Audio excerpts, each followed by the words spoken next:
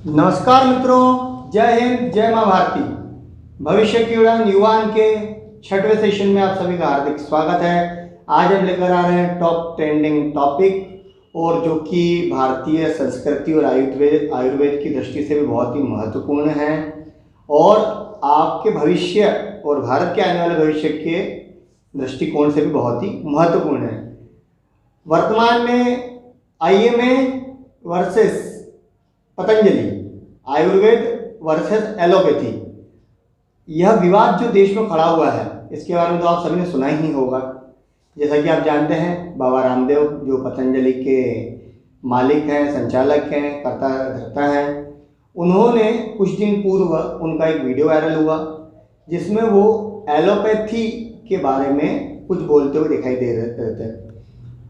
IMA ने उन चीज़ों पर आपत्ति उठाई और बाबा रामदेव के खिलाफ एफआईआर दर्ज करवाई है, जिसके बाद ये मामला तुल पकड़ता जा रहा है और आए दिन इसमें नए नए दृश्य हमें देखने को मिल रहे हैं। लेकिन आने वाले समय में इसका क्या इफेक्ट पड़ेगा और ये लड़ाई कहाँ से शुरू हुई है, हमें विस्तार से समझना पड़ेगा।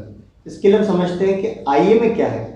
इंडियन मेडिकल एसोसिएशन, भारतीय चिकित्सा संघ, जिसकी स्थापना सन 1928 में हुई थी, आज़ादी मिलने से पूर्व। जैसे कि नाम से हमें लगता है कि इंडियन मेडिकल एसोसिएशन, हमें भी आज तक यही लगता था कि यह कोई सरकारी संस्थान होगा। लेकिन जब यह विषय ट्रेंड में आया, जब लोगों ने रिसर्च किया, गूगल डेटा से पूछा, तो पता चला कि अरे यार, ये तो एक गैर सरकारी संस्थान है। क्या है यह? केवल मात्र एक एनजीओ है जो विश्व चिकित्सा संघ, जो पूरी दुनिया का चिकित्सा संघ है, मेडिकल एसोसिएशन है, उसका एक संस्थापक सदस्य भी है, और अपने आप में एक गैर सरकारी संस्थान है एनजीओ, जो एलोपैथिक दवाइयों पर मॉनिटरिंग करता है और उसके उतार चढ़ाव, और इसी फील्ड में जितनी भी एलोपैथिक दवाइयाँ आती है, कॉस्मेटिक प्रोडक्ट आते हैं, उन्हें लाइसेंस देने का कार्य भी करता है। तो ये हो गए आईएमए के कार्य और इसका अधिकार क्षेत्र है। लेकिन ऐसा क्या हुआ कि आईएमए की पूरी टीम, पूरी मेडिकल माफिया, ड्रग माफिया को एक साथ बाबा रामदेव के खिलाफ मोर्चा खोलना पड़ा। जैसा कि आप जानते हैं, सबसे पहले हमने जो वीडियो बनाया था भविष्य की उड़ान युवान में, वो आयुर्वेद पर ही बनाया था, क्योंकि प्राचीन समय से लेकर वर्तमान समय तक आयुर्वेद से बड़ी बीमारियों का इलाज संभव है। लेकिन वर्तमान में एलोपैथी का जो दबाव है, जो कार्य क्षेत्र है और जो मार्केट है, उसमें अरबों करोड़ों रुपए की कमाई वो भारत देश से करता है, जिस पर हमारी सरकार का भी कोई नियंत्रण नहीं है। अब वर्तमान में क्या हुआ? बाबा रामदेव ने इनकी पोल खोलना शुरू की, तो ये सारे जितने भी लोग इतने दिनों से, इतने वर्षों से शांत थे, ये आ गए हैं बाबा रामदेव के खिलाफ। तो ऐसी सिचुएशन में क्या होगा सर? बाबा रामदेव बाबा कौन है? बाबा रामदेव, बाबा रामदेव जी, आज उनको लोग व्यापारी बोल रहे हैं, लेकिन क्या उन्होंने व्यापार डायरेक्ट स्टार्ट कर दिया? जी नहीं। आइए जानते हैं पहले बाबा रामदेव जी के बारे में। उनका जन्म 26 दिसंबर 1965 को हरियाणा के एक जिले में हुआ था। उनका शुरुआती रुझान सनातन धर्म और संस्कृति तरफ था। उन्होंने 8 वर्ष की उम्र से ही योगा और आयुर्वेद की शिक्षा लेना प्रारंभ कर दी थी। धीरे धीरे उन्होंने इस ज्ञान को बढ़ाया और सन 1995 में दिव्य ट्रस्ट की स्थापना की, और छोटी जगहों पर जाकर उन्होंने योग की सेवाएं दी और शिक्षा प्रदान की। उनको प्रथम सफलता 2003 में मिली, जब उनको आस्था टीवी पर दिखाया गया। धीरे धीरे वो पॉपुलर हुए और उनसे कई महान हस्तियां जो देश की मानी जाती हैं, अमिताभ बच्चन जी ने भी योग सीखा। अब बाबा रामदेव जी जैसे धीरे सफल हुए, उन्होंने वर्ष 2006 में पतंजलि योग ट्रस्ट की स्थापना की, जहां पर छोटे बच्चों को बाल्यावस्था से ही आयुर्वेद, संस्कृत भाषा की शिक्षा दी जाती है। अब ये तो मैंने बाबा जी के इतिहास के बारे में बताया कि उन्होंने क्या क्या किया। इसके बाद उन्होंने सोचा क्यों ना विदेशी कंपनियों से लोहा लिया जाए। हम विदेशी कंपनी को पैसा क्यों दें जब हम वो प्रोडक्ट खुद अपने देश में बना सकते हैं। उन्होंने पतंजलि नाम से कंपनी बनाई और उसमें बहुत सारे प्रोडक्ट लॉन्च किए जो सफल भी हुए। उन्होंने कई टूथपेस्ट जो आज हम अपने घरों में यूज़ कर रहे हैं, उन्होंने कई कंपनियां ओपन की और लाखों लोगों को रोजगार का अवसर प्रदान किया। तो जो रोजगार का अवसर प्रदान कर रहा है तो क्या गलत है? मैं आपसे प्रश्न पूछता हूं। व्यापार होना क्या कोई दाग है क्या? व्यापार कर रहा है भैया, पैसा लगा रहा है, इन्वेस्टमेंट कर रहा है, तो उसको उस इन्वेस्टमेंट को निकालने का भी हक है। जिस समाज में वो क्या कर रहा है, अपना गुड्स बेच रहा है, उसी समाज को वो बहुत कुछ दे भी रहा है। उस समाज को वो लाखों नौकरियां दे रहा है, उस समाज को वो स्वस्थ शरीर रखने के अलग अलग नुस्खे बता रहा है, उस समाज को वो प्रेरित कर रहा है कि आइए योग करिए और योग के माध्यम से अपने रोगों को दूर कीजिए। बाबा जी केवल भारत में फेमस नहीं है भैया, बाबा जी की कई संस्थान विदेशों में भी हैं। जिस योग को हम अपना रहे हैं और जिनके कारण योग इतना प्रचलन में आया, हम प्रत्यक्ष रूप से माने या ना माने, योग कहीं ना कहीं उन्होंने सिखाया, प्रचलन में आया, पॉपुलर किया, जिसके बाद उन्होंने कई विदेशों में भी इसकी सेवाएं दी और उन्होंने कई शाखाएं विदेशों में ओपन की हैं। जाकर आप चेक कर सकते हैं गूगल पर कहाँ किस किस देश में है। आप बाबा को व्यापारी बोल रहे हैं, आप बाबा को बोल रहे हैं कि वो व्यापार करता है। हाँ, करता है व्यापार, लेकिन साथ में अपनी सेवाएं भी देता है। विदेशी कंपनियों की तरह नहीं है कि वो आए और अपना सेटअप डाला, पैसा कमाया और विदेश चले। बाबा जी जो भी करते हैं वो यहीं अपने देश में करते हैं, इसी मिट्टी से करते हैं। तो बाबा जी पर प्रश्न उठाने से पहले जो 2-2 रुपए में ट्विटर पर वो गालियां बक रहे हैं, एक ट्वीट करने के 2-2 रुपए लेते हैं वो, तो सोचो जरा कि आप किसको गालियां दे रहे हो, किस बारे में। विवाद अलग एक स्थिति है, वाद विवाद होता रहता है, लेकिन वाद विवाद में अगर आप किसी के हाथ धो के पीछे पड़ जाओ तो गलत है। हम ऐसा नहीं होने देंगे, हम बाबा जी के साथ हैं। बाबा जी जो बोल रहे हैं, जो उन्होंने 25 क्वेश्चन उठाए आईएमए से, क्या आईएमए उनका जवाब दे पाया है? 25 जो प्रश्न हैं वो क्या है वो आप देख सकते हैं। उन्होंने एक लेटर लिखा है आईएमए को जिसका जवाब अभी तक नहीं आया है। बाबा जी ने बड़े नम्र निवेदन से, जो उनसे गलती हुई थी, शायद आईएमए को उन्होंने बुरा बुरा बोल दिया हो, उसके लिए उन्होंने नम्र निवेदन करके माफी मांगी और कुछ प्रश्न रखे उनके पास कि क्या आपके पास इन बीमारी का इलाज है? मेरे पास है, मैं प्रूफ कर सकता हूं। तो बाबा जी को व्यापारी बोल बोलकर उनके पीछे पड़ जाना और कहीं ना कहीं अपने सनातन धर्म का विरोध करना क्या सही है? आप भी जो विरोध कर रहे हैं या जो विरोध नहीं कर रहा है, चाहे मेरे जैसे लोग हों, चाहे विरोध करने वाले जो विरोध कर रहे हैं, वो भी कहीं ना कहीं इस कोरोना काल में काढ़ा पिया होगा, गर्म पानी पिया होगा और कई जड़ी बूटियों का सेवन किया होगा। बाबा जी बोलते हैं कि गिलोय खाओ, तो क्या गिलोय क्या आपको ठीक नहीं कर रहा है? गिलोय का क्या यूज है मुझे बताने की आवश्यकता नहीं है, हमारे ग्रंथों में लिखा हुआ है।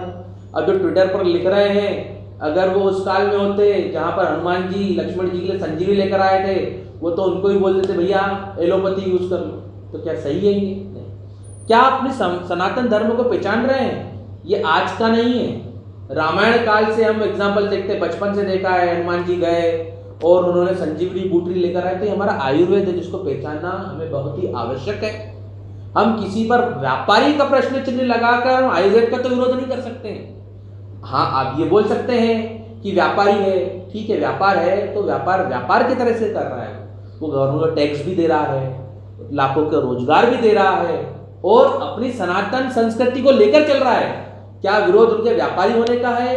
क्या विरोध हमारे योग का है जो योग को प्रचलन में लेकर आ रहे हैं? क्या विरोध उनके भगवाधारी होने का है? क्या विरोध जो वो आयुर्वेद को इतना बढ़ावा दे रहे हैं उसका है? तो अगर उसका है तो भैया हम भी फिर उनका विरोध करेंगे जो इन सब संस्कृति, आयुर्वेद और भगवाधारी होने का विरोध करता है। हम भी उनके विरोध में। क्यों है? क्योंकि हमारी संस्कृति है जो लाखों वर्षों से चली आ रही है। हम अपने आहार में भी कहीं ना कहीं इनका यूज करते हैं। क्या आप अदरक, नींबू, आंवला, दालचीनी, तुलसी जैसी औषधियों को अपने आहार में शामिल नहीं करते? बिल्कुल करते हैं। तो ये कहाँ से आया? हमारे पूर्वजों ने जो उनको सिखाया गया था उन्होंने हमारे आहार में शामिल कर दिया, जिससे हम बीमारी नहीं पड़े। प्रश्न चिन्ह ये है कि आयुर्वेद और आयुर्वेद की जो विवाद है उसमें जो प्रश्न पूछे गए हैं, क्या आयुर्वेद उनका जवाब दे पाएगा या नहीं दे पाएगा? बाबा रामदेव और आयुर्वेद का जो विवाद है। अब मैं बात करूंगा उन विदेशी कंपनियों की जो हमसे पैसा तो ले लेते हैं, बोनवीटा तो हम दूध में मिला के खा लेते हैं, लेकिन क्या वो अपनी सेवाएं उन्होंने दी है या नहीं दी है मुझे तो नहीं पता है। लेकिन बाबा रामदेव ने जरूर दी है। हरिद्वार में उन्होंने बड़े बड़े कैंप लगाए और कोरोना काल में भी मुफ्त में सेवाएं दी हैं। मनीष जी क्या बोलेंगे आप? देखिए, जैसा कि सर आपको सब कुछ बता ही चुके हैं, एक गरीब किसान के घर से एक बेटा बहुत ही कम उम्र में 8वीं कक्षा पास करके निकलता है। रामकृष्ण यादव, हाँ जी, बाबा जी का नाम क्या था? बाबा जी का असली नाम है रामकृष्ण यादव। बच्चा 8वीं की कक्षा पूरी करके अपने घर परिवार को छोड़कर, अपने जीवन को छोड़कर गुरुकुल में दाखिला लेता है और वहाँ अपने गुरुओं से वैदिक संस्कृति की, सनातन शास्त्रों की, योग की, आयुर्वेद की शिक्षा लेता है और उसके बाद निकल पड़ता है ऐसे सफ़र पर जहाँ से इस पूरे भारतवर्ष को, इस दुनिया को आयुर्वेद के दर्शन होते हैं, औषधीय चिकित्सा पद्धति के दर्शन होते हैं और इसके माध्यम से आज लाखों करोड़ों लोग स्वस्थ हैं। घर घर में बाबा का योग पहुंचा। दुनिया के कोने कोने में लोगों ने बाबा को अपना आदर्श माना। उनके द्वारा सिखाया जा रहा है योग को अपनी जीवन पद्धति का हिस्सा बनाया और उससे आज वो स्वस्थ भी हैं। बस यही परेशानी है। आईएमए को और कोई परेशानी नहीं है। आईएमए को जो परेशानी है वो ये है कि अगर ये सनातनी भगवाधारी व्यक्ति जो आज एलोपैथी पे सवाल उठाने के बाद भी, इतने दबाव के बाद भी, जब उसको मालूम है कि ये सरकार भी मेरा साथ नहीं देगी खुलकर, फिर भी वो इतने दम से खड़ा है, सवाल कर रहा है, लड़ रहा है, तो ये व्यक्ति थमने वाला नहीं है। और ये व्यक्ति अगर इसी गति से निरंतर चलता रहा तो एलोपैथी की जो चिकित्सा पद्धति है, आईएमए की जो दुकानदारी इस देश में चल रही है, जो पैसे लेके लाइसेंस बांटती है कॉस्मेटिक उत्पादों को, जो मनमाने रेट तय करती है, इसको अपना बोरिया बिस्तर बांधना पड़ेगा और भारत देश से इसको रवाना जल्द होना पड़ेगा। इसलिए ये लोग इतने टेंशन में हैं। पूरा की पूरा मेडिकल माफिया और ड्रग माफिया आज बाबा के पीछे पड़ा हुआ है। तो हम सभी का, हमारे समाज का, समाज के हर एक वर्ग का नैतिक दायित्व है कि बाबा रामदेव के समर्थन में खड़ा हो, उनका साथ दे। आज हम कई विदेशी हस्तियों के बारे में पढ़ते हैं, देखते हैं, अपने बच्चों को प्रेरणा देते हैं। बिल गेट्स, इलन मस्क, बहुत से ऐसे नाम हैं बड़े बड़े जो करोड़पति अरबपति, उनकी कहानियाँ सुनाते हैं। लेकिन उस गरीब किसान के घर से निकला हुआ बच्चा जो आज 9,500 करोड़ टर्नओवर की पतंजलि आयुर्वेद लिमिटेड खड़ी करता है, क्या हमने आज तक उस व्यक्ति के बारे में अपने बच्चों को बताया? क्या आज तक हमने बाबा रामदेव की सक्सेस स्टोरी बताई? कौन है भाई? कोई क्या बाबा है, किसी के घर जा रहा है क्या दीक्षा लेने? नहीं, बल्कि लाखों निराश्रित लोगों को अपने द्वारा बनाए गए आश्रम, अपने द्वारा बनाए गए दिव्य ज्योति मंदिर ट्रस्ट और अपने द्वारा बनाई गई धर्मशालाओं के माध्यम से आश्रय दे रहा है वो व्यक्ति। और साथ में जो उसने इस समाज से कमाया है वो प्रत्यक्ष या प्रत्यक्ष रूप से इस समाज की सेवा में, सनातन संस्कृति की सेवा में निरंतर लगाया जा रहा है। तो हमें उनसे प्रेरणा लेनी चाहिए।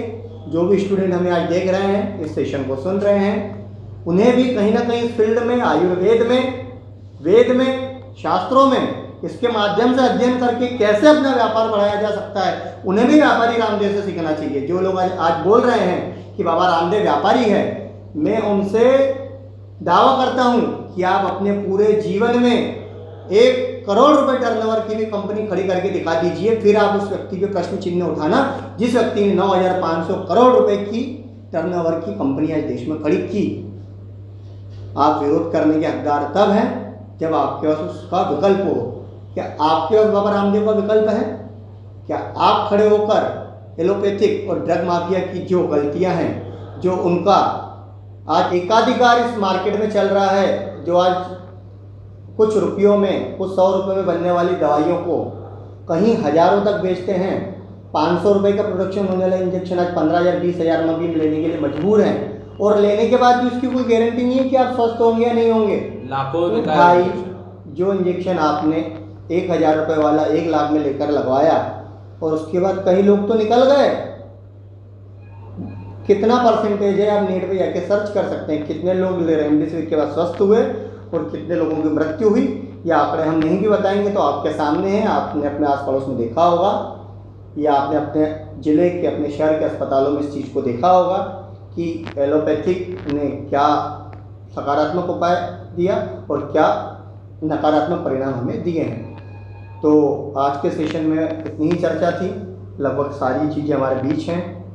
शुरुआत कहाँ से की एक बालक ने और आज कहाँ पर है, और ड्रग माफिया को उनसे क्या तकलीफ है, क्या परेशानी है, और देश में जो दूसरा वर्ग है जो हमेशा एजेंडा चलाता है सनातन के खिलाफ, हमारी संस्कृति के खिलाफ, हमारे वेदों के खिलाफ, और इसमें बड़ी बड़ी विदेशी ताकतें भी सम्मिलित हैं, वो आज कहीं ना कहीं बाबा रामदेव के बहाने हमारे आयुर्वेद को टारगेट कर रही है, हमारी सनातन चिकित्सा पद्धति को टारगेट कर रही है। तो आपसे पुनः निवेदन है कि सोशल मीडिया से लेके ज़मीन तक बाबा रामदेव का समर्थन कीजिए, बार बार कीजिए। उनके सोशल मीडिया पेज फेसबुक पे जाइए, ट्विटर पे जाइए, उनके ट्वीट को रिट्वीट कीजिए, कॉपी कीजिए, पेस्ट कीजिए, जिससे जैसा समर्थन होता है वैसा समर्थन कीजिए। और अगर बाबा रामदेव उस रास्ते से पैसा कमा सकते हैं तो आप भी अपना भविष्य बनाइए, शास्त्रों की ओर लौटिए, अध्ययन कीजिए, योग सीखिए, आयुर्वेद सीखिए, और इस फील्ड में अगर आप व्यापारी बनना चाहते हैं तो ईमानदारी से आप भी लाखों करोड़ों का व्यापार खड़ा कीजिए। जय हिंद, जय मां 2 भारती। मिनट लूँगा जी। कि हमने बाबा रामदेव जी के बारे में इतनी बात की और उनका जो योगदान आज तक रहा है योग के क्षेत्र में या आयुर्वेद के क्षेत्र में, तो उनके लिए सम्मानपूर्वक तालियां, अभिवादन बनता है। तो हमारे युवान परिवार की ओर से उनको अभिवादन, और उनका हम तालियों से क्या करेंगे, स्वागत करेंगे और अभिवादन करेंगे। जय मां भारती। देखते रहिए, बने रहिए हमारे साथ युवान एजुकेशन पर। इसी तरह के और भी नए नए टॉपिक हम लेकर आते रहेंगे। तब तक के लिए जय श्री राम, जय हिंद, जय मां भारती।